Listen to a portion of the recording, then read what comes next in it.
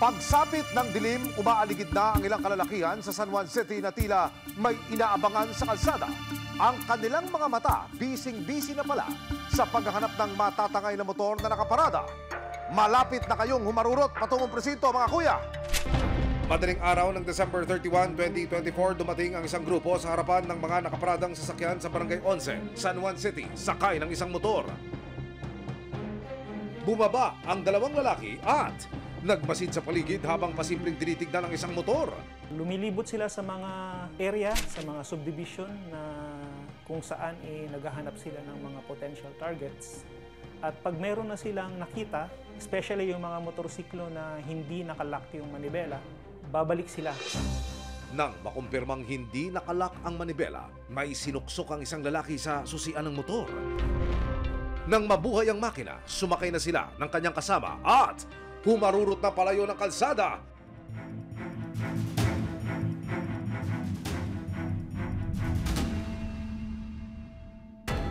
Ang may-ari ng motor na si Christine, hindi inaasahang ibang handa pala ang sasalubong sa kanya sa bagong taon.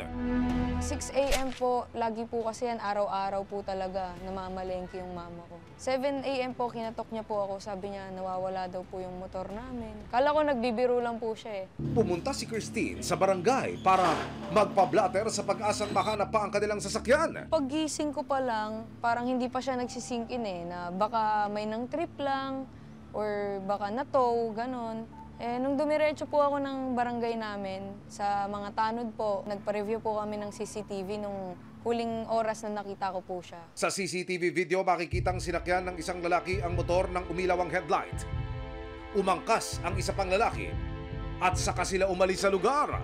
First time po, and parang hindi po namin talaga inakala kasi sa barangay po namin. Ang tagal na po sa amin ng mga motor namin na safe lang talaga. Umaga ng December 31, 2024, inilapit na rin ni Christine ang reklamo sa San Juan City Police pero hindi raw malinaw kung saan dinala ang kanyang motor. Ito ay successful na na-start, na force start ng mga kawatan. So ginamitan nila ito ng pick lock. Pagka kuha po ng motor ay naitakbo po ito sa isang lugar.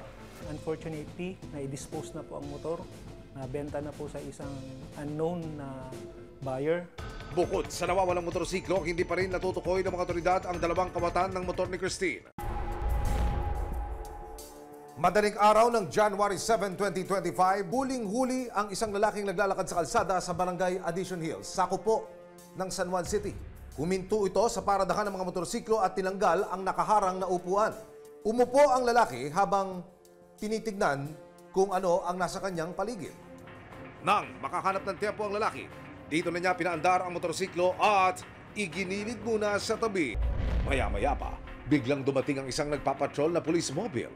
Tinanong ang lalaki kung sa kanya ba ang motor na pilit niyang tinutulak. Nang hanapan ng mga ORCR at susi para sa motor, wala itong maipakita. Oh no, kuya, galingan niyo po ang paglarason sa mga otoridad.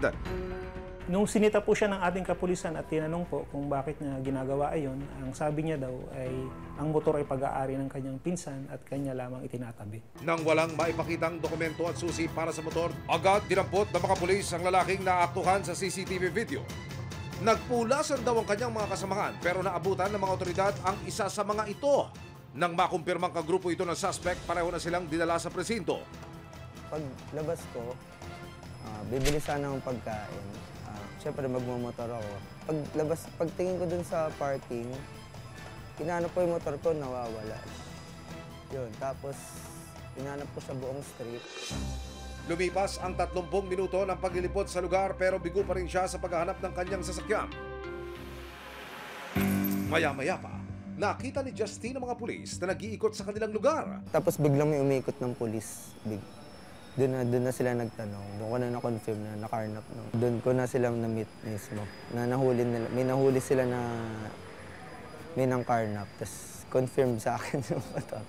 Mahigit 80,000 pesos ang halaga ng kanyang sasakyan na muntik ng batangay ng lalaki. Nung nalaman ko nga lang po nawawala yung motor ko, hindi po talaga ako makakatulog. Hindi lang naman siya pang alis-alis eh. Pinang-aano ko siya sa trabaho. Kaya napakalaking kawalan sa akin nung pag nawala yung motor. Sa pagkakahuli sa lalaking tumangay ng motorsiklo kay Justin, napagtagni-tagni ng mga otoridad na galing din sa parehong grupo hindi umano ang dalawang lalaking tumangay ng motorsiklo ni Christine. Itong bagong insidente po ay 3 personnel naman po yung involved. Yung 2 personnel po na involved nung December 31 ay involved pa rin po. At maliban sa kanilang 2 ay meron pa silang isang kasama. Ayon sa ibinahaging impormasyon sa atin ng San Juan Police, yung isang lalaki na humatak sa motorsiklo ni Christine ay siya ring humatak sa motor ni Justin. Kung inyo pong makikita, parehong-pareho po ang modus na isinakatuparan.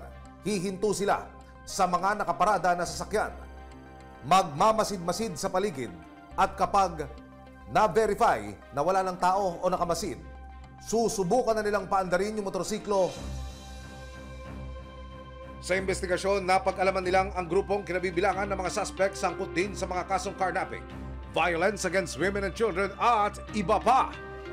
So ito pong grupo ay nagsimula sa mga magpipinsan na grupong kalalakihan, pero later on ay nagsama rin po sila ng mga mangilan-ngilan na kababaihan para hindi sila maging kahina-hinala sa ating mga pulis. Galing talaga itong grupo na to para less suspicion ang ginawa nila, walang covering sa kanilang mga muka. Dahil sa matibay na ebidensya ng mga pulis para sa pagdangay ng mga motor ng mga suspect, tuluyan na silang sinampakan ng kasong anti-carnapping o RA 10883. Sakaling mapatunayan na nagkasala, pwede silang makulong ng 6 hanggang 12 taon. Sinubukan ng resibo, nakunan sila ng pakayag pero Ayaw na po namin, ma'am, kasi meron na po kami kaso, ma'am. Wala po yung, hihingi po kami ng tawad, ma'am. kasalukuyan pa rin hinahanap ng mga otoridad ang ilang pang miyembro ng grupo. Dahil sa magkakasunod na pangyayari, siniguro ng lokal na kapulisan na mas babantayan nila ang lansangan. Magkakaroon po kami ng intensified na backtracking po. Sisiguraduhin po namin na yung kasapi ng grupo, lahat po sila ay mananagot sa mga kanilang krimen na nagawa. At para naman sa mga motorista, So ang may papayo po natin sa ating mga kababayan is pag nagpark po kayo ng inyong mga motorsiklo, is siguraduhin nyo po na secured siya. Kapag po nakakita rin po kayo ng mga estranghero na hindi sa inyong lugar, is magkaroon na rin po kayo ng konting duda.